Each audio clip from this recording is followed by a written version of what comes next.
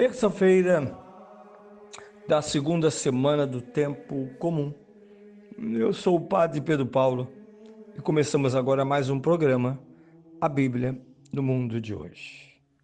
Bem, na sexta-feira abrimos a meditação sobre o Evangelho desse domingo, o segundo da semana do tempo comum, e apontávamos alguns elementos, sobretudo a centralidade histórica e o desafio deste Evangelho está na palavra da mãe, que resume uma situação numa festa de bodas é uma situação limite. Ela diz simplesmente a ele: eles não têm vinho.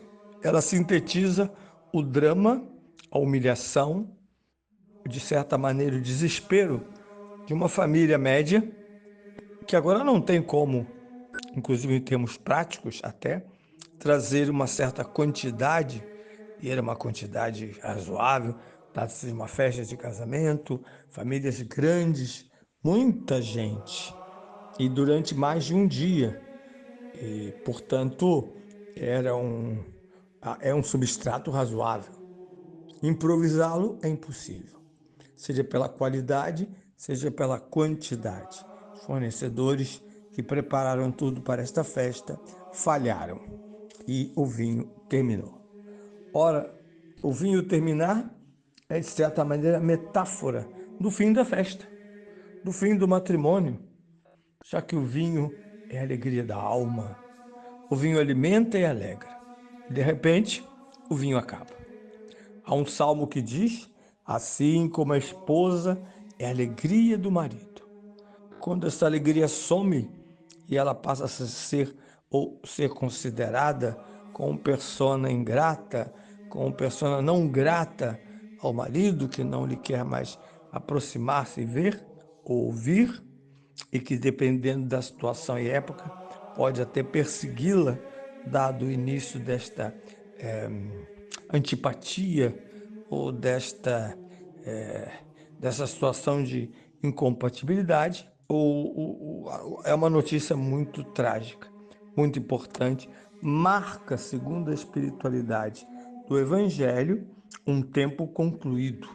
Nesta frase não está somente nos lábios da Virgem Maria, e sabemos pela reação do seu filho, uma constatação. Ela não constata, ela vamos embora, que o vinho acabou. Que vexame.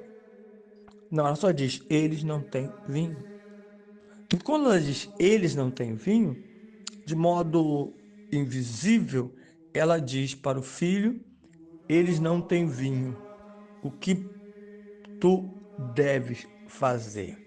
Ela nem pergunta, pode, porque ela sabe que com quem está falando, o que tu deves fazer. E ele reage, primeiro a chama com o maior título da escritura, do qual ela tem direito, Ixá, a mulher, Ixá.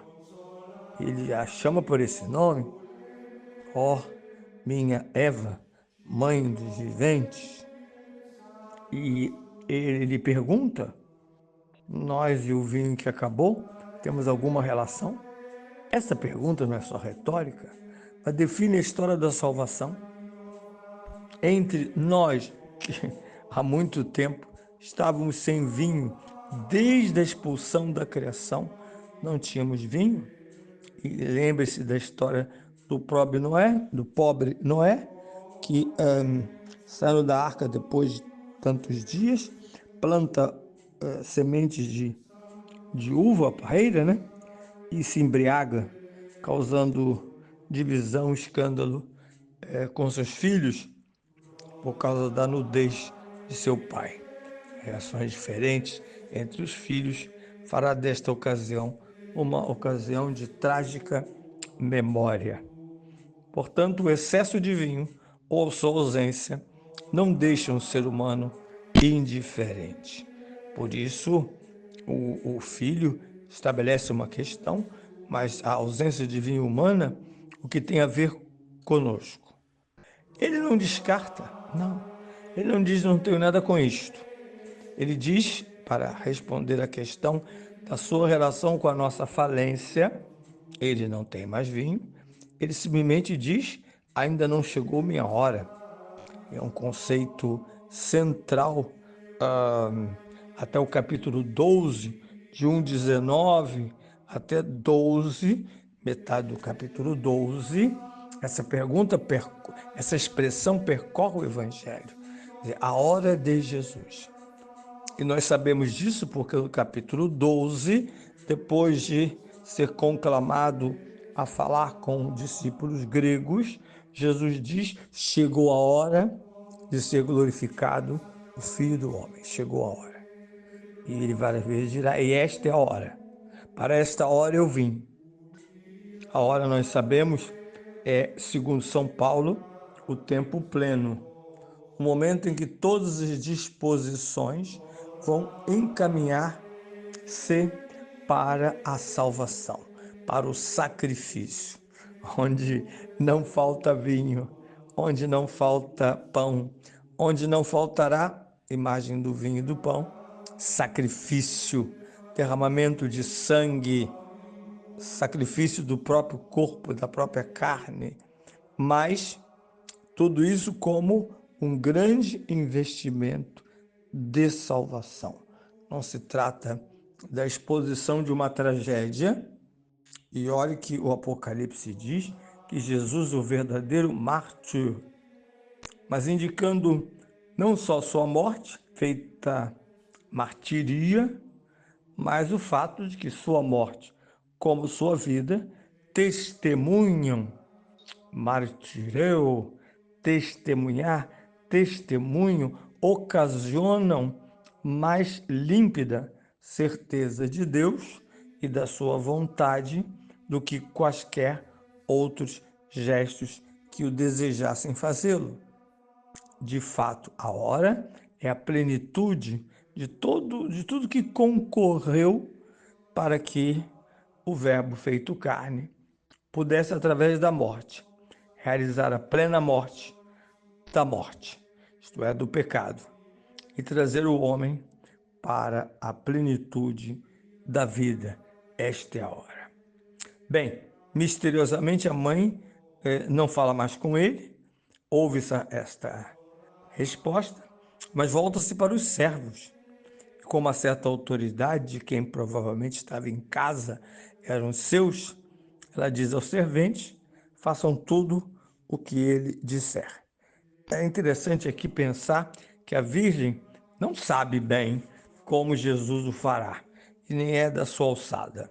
Ela sabe somente que ele não ficará indiferente e vai, como o fez, provavelmente, de uma forma ou de outra, antecipar o sinal, permitindo que já no início da primeira parte do livro, chamado o livro dos sinais, fique evidente o caminho, primeiro para crer, depois para unir-se a ele e com ele ser parte do grande sacrifício que Deus mesmo preparou, vinho que não falta, para a salvação de nós, humanidade que quer festejar, mas não tem vinho.